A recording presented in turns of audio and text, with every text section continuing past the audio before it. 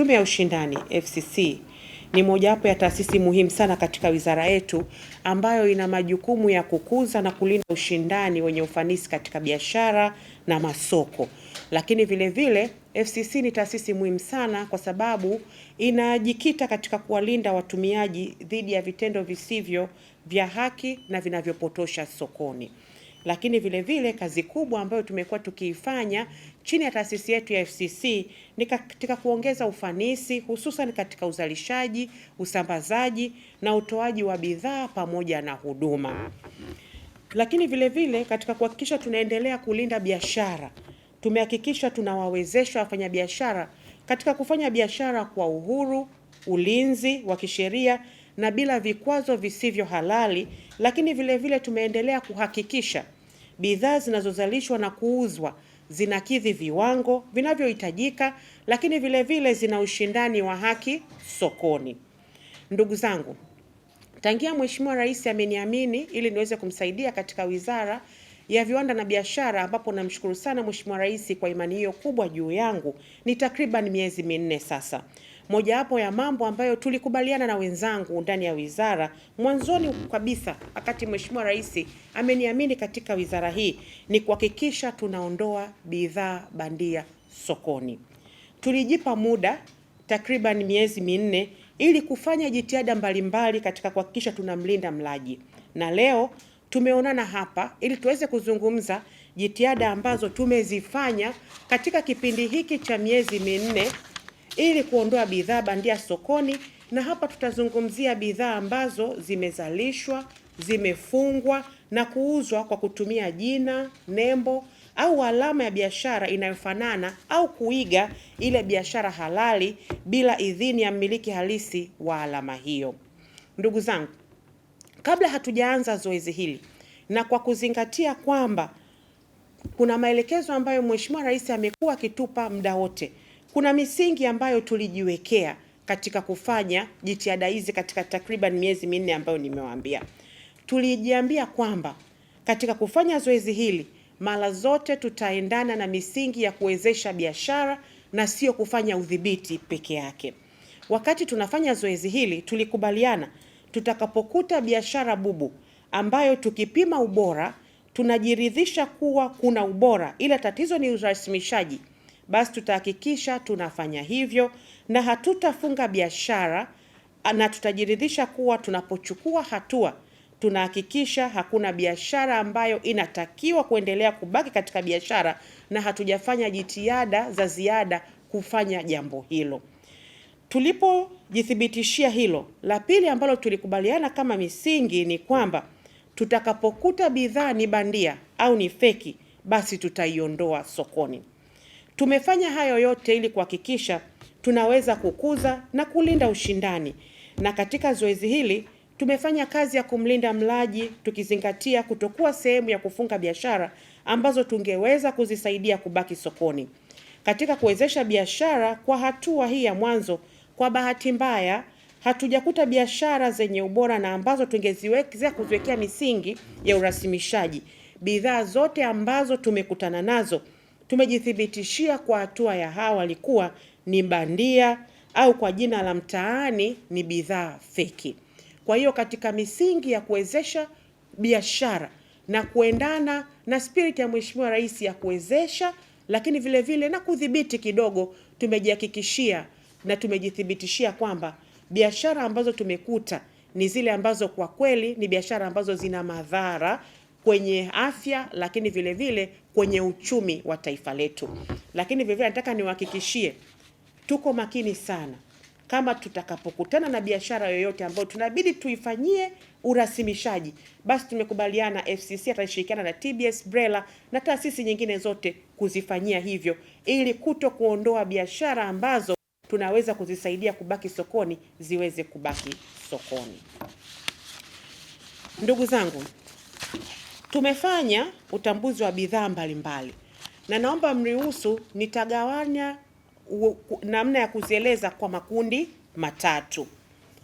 Na kundi la kwanza ni bidhaa bandia kwa ujumla wake, lakini vile vile tutaeleza kwa mahususi operation ambayo tumeifanya ambayo inahusisha bidhaa za vilevi pamoja na bidhaa za vilainishi, lakini vile vile sasa tutawaeleza bidhaa ambazo tayari tunazo, tumejithibitishia kwamba ni bandia na tunaenda kuziteketeza. Bidhaa, naomba mniruhusu nianze na bidhaa bandia za pombe na vilainishi za magari, ambayo ni operation ambako tumekafanya katika miezi hii hapa ambayo nimewaambia, ambazo kwa kweli zimeleta matokeo ya kumsaidia mlaji, lakini vile vile kulinda biashara zingine ambazo zinafanyika katika mnyororo huo. Bidhaa bandia hususan pombe na vilainishi vya magari, wote mnafahamu athari zake kiuchumi, kijamii na katika biashara vile vile. Ni bidhaa ambazo zinahatarisha afya ya watumiaji kutokana na kutokidhi viwango vya ubora na usalama, lakini hudhoofisha biashara halali, na wamiliki wa alama za biashara hupunguza ushindani wa haki sokoni na kusababisha upotevu wa mapato ya serikali. Kwa msingi huo, operesheni hizi ni sehemu ya jitihada za serikali za kuboresha mazingira ya biashara, kukuza ushindani wa haki, kulinda mlaji na kuhakikisha soko salama ambalo lina uadilifu. Utambuzi wa bidhaa hizi ambazo tumefanya umefanyika kupitia taarifa mbalimbali za kiintelijensia, uchambuzi wa mazingira ya uzalishaji na ufungashaji, pamoja na uchunguzi wa vifungashio na alama za biashara zilizotumika, ukisaidiwa na uhakiki wa wataalamu wa FCC na taasisi nyingine ambazo zimehusika. Na kuna mifano mbalimbali nitaitoa hapo baadaye. Aidha, uzalishaji katika maeneo yasiyoruhusiwa pia tumeangalia matumizi ya lebo za biashara bila uhalali na ufungashaji upya wa bidhaa kwa kutumia chupa zinazotambulika ni miongoni mwa viashiria vilivyotumika kubaini bidhaa hizo. Kupitia taarifa hii, serikali inapenda kuujulisha umma kuwa matokeo ya haya ni kama ifuatavyo. Kwenye sehemu ya kwanza ya baadhi ya utambuzi ambao tumefanya kupitia operation zetu zilizofanywa na shirika letu la FCC. Tulifanya utambuzi pale katika eneo la Sinza, wilaya ya Kinondoni, kufuatia taarifa za uhakika, ambapo sasa FCC walifanya upekuzi katika nyumba ya makazi ambayo ipo Sinza A, ambayo ilikuwa inatumika kama eneo haramu za kuzalisha vinywaji vya kilevi. Vile vile pale tulikuta vifaa vya uzalishaji na ufungashaji ambavyo tulivichukua, ikiwemo mashine ya kuchapisha stempu bandia za ushuru, ethanol, vyombo vya kuchanganyia pamoja na mihuri. Thamani yake pia tunaendelea kujiridhisha nayo, lakini uhakiki uliofanywa na ofisi ya bidhaa bandia ambayo iko chini ya TRA ulijithibitishia kuwa stempu za ushuru zilizokutwa katika operation hiyo pia zilikuwa bandia. Kwa hiyo ilikuwa ni eneo moja ambalo tulilifanya na tuliweza kukuta hizi chupa za konyagi ambazo kwa kweli ni bandia. Sasa ukikuta chupa zile kwa nje, packaging yake na namna ilivyofungwa, ile chupa yenyewe ni chupa OG, na hata kifuniko chenyewe ni kifuniko OG. Kwa hiyo kwa macho ya mtumiaji wa kawaida sio rahisi kuona kwamba ile bidhaa ni bandia, ila kilichopo ndani sasa chenyewe ndiyo bandia, sio bidhaa ya konyagi. Na hata sasa hawa wameenda mbele zaidi, wanapima hata kile kiwango cha kilevi kilipo mle ndani. Kwa hiyo hata kwa ladha inawezekana kwa mtumiaji ambaye sio madhubuti kidogo anaweza akahisi kwamba labda kitu hiki ni chenyewe. Kwa hiyo sasa tunawashukuru FCC kwa utaalamu waliokuwa nao pamoja na taasisi zingine, tuweza kugundua zile nembo ni bandia, japo ile chupa na packaging yake ilionekana kwamba ni original. Lakini vile vile tulifuatilia eneo lingine la Pugu, wilaya ya Ilala. Hii ilikuwa ni tarehe 9 Machi 2026, ambapo FCC kwa kushirikiana na taasisi nyingine pia tulitembelea eneo hile, ambayo tulilenga kupata huu mtandao wa uzalishaji na usambazaji wa vinywaji bandia. Na tulifanya ukaguzi na ulionyesha uwepo wa shughuli za uzalishaji na ufungashaji wa vinywaji vyenye majina ya konyagi, Valu, Smart Gin na Keivanti ambavyo vinadaiwa kuwa bandia. Na katika zoezi ile tuliweza kukamata vifaa vya uzalishaji vikiwemo kipima vilevi, mashine ya kufunga vifuniko na mizani, ethanol na malighafi nyinginezo. Lakini vile vile pamoja na chupa tupu na vifaa vya ufungashaji. Aidha, bidhaa zilizokuwa tayari zimekamilika zilijumuisha chupa mbalimbali za konyagi, Valu na Smart Gin. Vitu vyote hivyo tumevihifadhi kama vielelezo katika ghala letu kwa ajili ya uchunguzi na hatua zaidi za kisheria. Na tunawashukuru sana wenzetu ambao ndio owners wa brandi hizi, wameshirikiana na sisi vizuri sana pale ambapo tunapata kutambua vinywaji hivi, wamekuwa wakishiriki kutambua kwamba vinywaji hivi ni bandia. Kwa hiyo kwenye zoezi hili zote tunawahusisha wauzaji na wale wazalishaji wenyewe ambao wao ndo wanatambua kwamba bidhaa hizo ni bandia, na vile vile sasa tunazihifadhi kwa ajili ya hatua zinazofuata za kisheria. Lakini eneo la tatu ambalo ningependa nilizungumze leo ambalo tumetembelea ni wilaya ya Ilala, ambapo tarehe 11 Februari mwaka huu FCC ilifanya utambuzi katika eneo la Kariakoo, mtaa wa Udoe, kufuatia na taarifa ya uwepo wa mtandao wa uzalishaji na usambazaji wa vilainishi vya magari vinavyodaiwa kuwa ni bandia. Katika utambuzi ule tulibaini uwepo wa mafuta yasiyo na nembo za biashara yaliyokuwa yakifungashwa upya kwa kutumia majina na alama za biashara maarufu ikiwemo Total Energies, Castrol, Shell pamoja na Oryx Energies na Mogas. Katika operesheni ile tuliweza kupata washukiwa wawili ambao wenzetu wa vyombo vingine waliwakamata wakiwa na zaidi ya galoni 5,000 za vilainishi vinavyodaiwa kuwa ni bandia pamoja na mashine 3 za kujaza na kufunga na lebo bandia zinazotumika katika ufungashaji. Sasa hapa kuna aina mbili. Kuna wale ambao wanafanya refilling. Wanachukua ile ambayo ni OG wanafanya refilling kwenye chupa ndogo ndogo. Alafu kuna wale ambao sasa ni oili chafu. Wanachukua zile package ya oili ambazo tayari zimeshatumika, wanajaza upya kwa ile oil chafu. Ndio hizi 5,000 ambazo tunazizungumzia.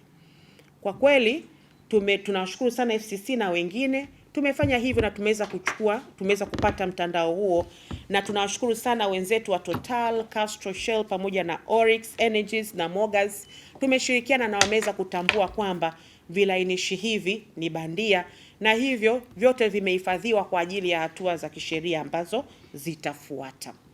Kwa hiyo sasa hili ndio kundi la kwanza ambalo nilitaka niwape kwa ufupi namna ambavyo tumefanya utambuzi na kaguzi, na tumekuta maeneo haya ambayo yanazalisha vilevi hivi ambavyo ni bandia pamoja na vilainishi hivi bandia. Katika kipindi hiki cha miezi minne pia, kategori ya pili ambayo nataka niwaambie ni bidhaa ambazo tayari tulizishikilia na tumeshajithibitishia kwamba ni bandia na tunaenda hivi karibuni kuziteketeza. Tuna bidhaa takriban 99,100 ambazo tumejithibitishia kwamba ni bandia. Na bidhaa hizi zinajumuisha bidhaa za vifaa vya umeme majumbani, lakini vile vile bidhaa za chakula, bidhaa za vipodozi na bidhaa nyingi mno ambazo zinajumuisha jumla 99,100 ambazo thamani yake ni bilioni 4. Sasa kwenye kuteketeza tunazo taratibu zetu ambazo zinatuelekeza kisheria namna ya kufanya, lakini ndio tuko mbioni kuzikamilisha, na hivi karibuni tutawaambia ni siku gani tunaenda kuziteketeza bidhaa hizi ambazo kwa kweli ninawashukuru sana FCC pamoja na taasisi nyingine tumeshirikiana kwa ajili ya kuziondoa sokoni, na tutaenda kuziteketeza hivi karibuni na tutawataarifu ni lini tunaenda kuziteketeza. Lakini hiyo ni kategori ya pili. Kategori ya tatu ambayo tumefanyia kazi ndani ya miezi minne ni zile bidhaa ambazo tumezishikilia, lakini kwa sasa tumezihifadhi kwa sababu kesi zipo mahakamani. Tunazo bidhaa za kampuni takriban 4, bidhaa ambazo ni 11,000 ambayo thamani yake kwa kweli ni kubwa, tunaendelea kuiestablish. Bidhaa ambazo tukimaliza sasa, kwa sababu ziko mahakamani tuwezi kuzizungumzia zaidi kwa sababu zipo katika utaratibu huo, lakini tumeshaziondoa sokoni, tumezishikilia tukisubiri taratibu za kisheria zikamilike, ili kama itathibitika hivyo na tukienda kwenye mlolongo huo, basi na zenyewe tutahakikisha kwamba tunaziteketeza ama tunachukua hatua nyingine kulingana na mujibu wa sheria ambavyo inatuelekeza. Sasa ili kuweza kuondoa bidhaa bandia sokoni, taratibu ni nyingi na jitihada ni nyingi, lakini sisi ndani ya wizara tumejipanga kuhakikisha taasisi zetu zinakuwa sehemu ya kukabiliana na jambo hili. Na moja ya mambo ambayo sisi tunayashikilia kwa nguvu kubwa sana ni swala la urasimishaji wa bidhaa, kwa sababu ni jambo ambalo linaweza likachangia kwa kiasi kikubwa sana kuondoa bidhaa bandia sokoni. TBS ambaye ndio shirika letu la viwango na ubora, kwa kweli tumehakikisha tunaweka digitalization ndani ya TBS. Kwa sasa kwa wale ambao walikuwa wanalalamika labda mlolongo ni mrefu, mlolongo ni manyo, tumejitahidi kwa kweli. Unapoanza kusajili bidhaa yako, kwa kweli kwa sasa hivi ukutani na mtu. Unaenda kwenye mfumo, unasajili, una declare process yako, mtu unakutana naye pale ambapo sasa anakuja kwenye kufanya ukaguzi, baadaye sasa kwenye kupewa ithibati ya bidhaa yako. Kwa tumejitahidi sana kuboresha mifumo kwenye upande wa ubora ili mwananchi muie rahisi na atamani kuipatia ubora bidhaa yake. Lakini vile vile kupitia BRELA na yenyewe tunaendelea kuupload mifumo yetu, kuiupdate mifumo yetu mara kwa mara kwa ajili ya kuendelea kuboresha huduma kwa jamii vile vile. Sasa kwenye swala zima la nini sasa tunakifanya baada ya kugundua mambo haya yote. Moja, kuhusiana na wito kwa wananchi. La kwanza, tunawaomba sana wananchi waendelee kujihakikishia nembo ambazo zipo kwenye bidhaa zao. Kwenye bidhaa zetu ambazo unazo au ambazo unatumia. Moja, kuna swala la QR code. Iko pale kwenye bidhaa. Kuna namna ya kujithibitishia kwamba hiyo bidhaa ni halali. Wenzetu wa TRA wana ile application yao inaitwa Hakiki. Ukiscan ile kodi unaweza ukaona kama ile stamp kweli ni halali. Basi unaweza ukajiweka kwamba uweze kufanya hatua kidogo ujithibitishie kwamba bidhaa hiyo ni halali.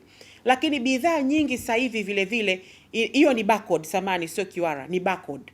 Lakini bidhaa nyingi sasa hivi pia zina QR code. Wengi tuna simu janja.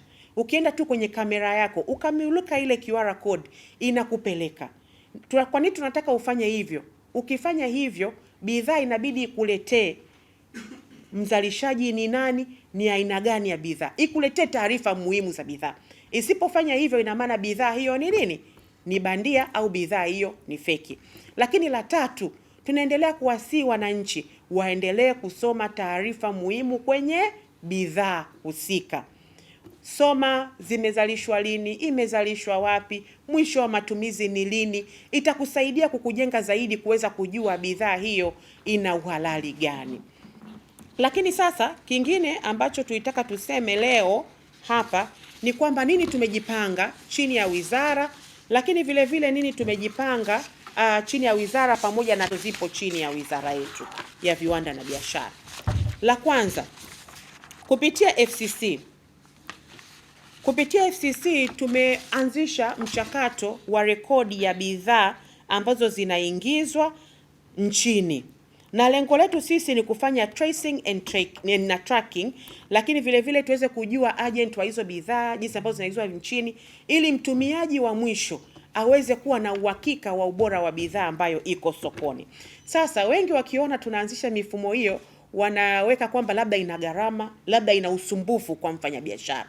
Mfumo huu ni mfumo rahisi. Hauna gharama kubwa kwa mfanyabiashara, lakini hauna usumbufu. Utakapoleta taarifa za bidhaa mara moja, basi inakuwa ndo hiyo. Labda kama ukitaka kuupdate bidhaa yako, basi unakuja tena unaupdate. Kwa nini tunafanya hii rekodi? Tunataka tujihakikishie wale wholesalers na watumiaji wanakuwa na taarifa sahihi bidhaa zinazoingizwa ndani ya nchi zinatoka wapi. Kwa hiyo tuwaelekeza FCC wawe na mfumo huo, na tumeweka kwamba ni voluntary process.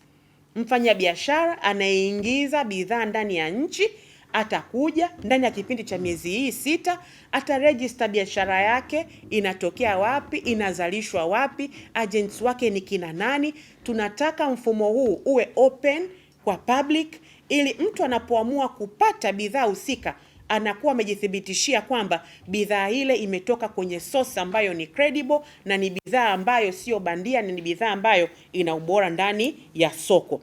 Kwa hiyo lengo letu sisi ni kumsaidia mfanyabiashara Na hata sasa hivi tulikuwa tuna shida kwenye exclusive rights za biashara za bidhaa ambazo zinaingizwa ndani ya nchi, kwa sababu unakuta pia bidhaa nyingine zina parallel importation. Kwa hiyo itatusaidia pia kupitia BRELA kwamba exclusive right inapotolewa basi inakuwa ya mfanyabiashara husika, na tuna avoid vile vile parallel importation. Kwa hiyo ni zoezi ambalo halileti mlolongo mwingine wa kuleta usumbufu kwa mfanyabiashara. Ni zoezi ambalo litamsaidia mfanyabiashara katika kulinda soko lake yeye mwenyewe, lakini vile vile kumlinda mlaji, na ni voluntary process. Tunawakaribisha wafanyabiashara waje tusaidiane kuweka mfumo mzuri ambao utakuwa ni mfumo wa utambuzi ambao utawasaidia wafanyabiashara, lakini vile vile utasaidia biashara zao, na mwisho wa siku tutamlinda mlaji ambaye ni Mtanzania, kujihakikisha bidhaa ambayo anaitumia ambayo inatoka nje ya nchi basi inakuwa ina tracing yake ambayo ni nzuri. Lakini la pili, kupitia TBS ninaelekeza TBS yenyewe inafanya ubora wa bidhaa za wazalishaji ndani ya nchi pamoja na bidhaa ambazo zinaingizwa kutoka nje ya nchi. Sasa ni muhimu, sababu taarifa hizi tunazo sisi wenyewe, ni muhimu kuwa na mfumo wa kuonesha bidhaa hizi ambazo sasa umma kadamnasi inaweza kuaccess ili kuweza kujua bidhaa zinatokea wapi. Kwa sababu ili tuweze kumlinda mlaji, huwezi kwenda kumwambia mlaji aende TBS akaombe taarifa ya bidhaa inazalishwa na nani. Ni taarifa ambayo mtu yoyote anayetumia bidhaa anapaswa kuiona pale, ili yeye mwenyewe kama ananunua kwa wholesale, ili aweze kujithibitishia kwamba sehemu hii ambayo naenda kuipata bidhaa hiyo basi ni sehemu ambayo ni salama kwa ajili ya mtumiaji wa mwisho. Kwa sasa TBS kwa kuwa ina taarifa hizi, tunawaelekeza rasmi kwamba sasa ni muhimu kuhakikisha taarifa hizi zinakuwa wazi ili watumiaji wote waweze kunufaika, na vile vile tuweze kumlinda mlaji, lakini hata mfanyabiashara na mwenyewe tunakuwa tumemsaidia kwamba bidhaa zake ziko salama sokoni. Lakini la tatu ambalo sisi tumejipanga, ambalo tunaendelea nalo, ni kuendelea na zoezi hili la kuendelea kufanya utambuzi na ukaguzi wa bidhaa ili kujihakikishia kwamba bidhaa ambazo ziko sokoni ni salama. Kwa hiyo ninawaelekeza FCC kama ambavyo tulikubaliana toka nimekuja kwenye wizara hii, ninawapongeza kwamba tumeenda vizuri sambamba. Sasa hili linapaswa kuwa sehemu ya maisha yenu ya kila siku. Malalamiko ya Watanzania juu ya pombe bandia ni mengi, na tumefanya surveillance, tumeona. Lengo letu sisi, kuna viwanda bubu huko nje. Tunawaambia ndugu zangu wafanyabiashara, turasimishe biashara zetu. Lakini na nyinyi mkifanya surveillance, tumekubaliana zenye ubora tuwasaidie warasimishe. Lakini biashara kama hii ni lazima ifanyike kwenye utaratibu, kwa sababu ina madhara makubwa sana ya kiafya na kiuchumi. Wenzetu wa CTI walifanya tafiti yao, wakasema biashara haramu inaisababishia serikali upotevu wa mapato zaidi ya trilioni 1 kwa mwaka. Sasa wao mawanda yao ya biashara haramu ni makubwa, lakini nawaambia ili mpate picha tu ya madhara yake, sio tu kiafya bali kiuchumi vile vile tunapata madhara makubwa. Kwa nawaelekeza FCC, kwa kweli tuendelee na zoezi hili. Zoezi hili linapaswa kuwa sehemu ya maisha yetu ya kila siku, na tunavyofanya misingi ni ile ile, kuwezesha biashara lakini vile vile na kudhibiti bidhaa bandia sokoni. FCC pia mnakamilisha ule utafiti wenu kuhusiana na madhara ya bidhaa bandia. Tunataka mkamilishe ili tafiti ile sasa ituinform kuweza kujua ni tunaongeza parameters gani za kuendelea kuwezesha biashara, lakini vile vile kuweza kudhibiti. Sababu ya kwa nini tuna bidhaa bandia sokoni ni nyingi, na hususan kwenye vilevi sababu ni nyingi. Kuna baadhi ya pombe zinalalamikiwa kwamba mnyororo wao wa tozo ni mkubwa mno, baadhi zinalalamikiwa, na inawezekana ikawa kama ni kichocheo, lakini haimpi mtu excuse ya kuweka bidhaa bandia sokoni. Kwa hiyo tunawataka, kwa sababu mna taarifa hizo, kuongea na taasisi zenu na taasisi nyingine ndani ya serikali muweze kupata solution ya pamoja, ni kwa namna gani, kama kuna changamoto, kwa sababu sisi ndio wafanya biashara na tunajua changamoto zao, na sisi tuna sehemu ile ya uratibu basi tushirikiane na wengine kuweza kujua changamoto hizo, kwa sababu tayari tunazijua, tunazifahamu, kuweza kuwaeleza na kusaidiana kutafuta suluhu, ili kwenye baadhi ya zile bidhaa ambazo zinalalamikiwa sana za pombe ambazo tayari tumeshazungumza, tuzitaji sasa hivi kwa ajili ya kulinda branding kidogo, basi tuweze kuzitafutia suluhu yake ili tuweze kupunguza, kwa sababu kuna sababu kwa nini bidhaa hii kwa mahususi iko bandia sokoni kuliko zingine zozote, na kwa sababu tayari sababu ndo hizo ambazo zinatajwa, basi mshirikiane na wenzenu, tutafute suluhu ili kuweza kupunguza tatizo hilo ambalo lipo. Kwa ndugu zangu wafanyabiashara, kwa kweli sisi kama tunavyowaambia, tunajitahidi sana kuwezesha, lakini vile vile na kudhibiti. Lakini vile vile katika zoezi hili tumejithibitishia kwamba kuna wafanyabiashara kwa kweli tokea mwanzo nia yao ni ovu. Nia yao ni bidhaa feki sokoni ili waweze kupata faida ya haraka. Sasa na sisi tunawaambia kwa kweli, bidhaa bandia au bidhaa feki kama wengi walivyozoea sokoni, sisi hatuwezi kuzivumilia. Tutafanya jukumu letu la kuwezesha biashara, lakini kwenye kudhibiti kwa kweli tutafanya, kwa sababu utajiri wa kwanza wa mwanadamu yoyote ni afya. Afya ikitetereka, hata kile kipato kidogo cha maskini wa mwisho atakitumia kwenye kujihudumia afya yake. Kwa hiyo kabla hatujafika huko, jukumu letu kama serikali ni kuhakikisha tunalinda afya za Watanzania. Na kwenye hili kwa kweli tumejidhatiti na tumejipanga kuhakikisha tunaondoa bidhaa bandia sokoni. Kwa hiyo tunawasihi wafanyabiashara ambao wanania ovu tokea mwanzo kwamba wasifanye hivyo, kwa sababu watafilisika, kwa sababu zoezi hili ni endelevu na tutahakikisha mara zote tunachukua hatua kwa mujibu wa sheria.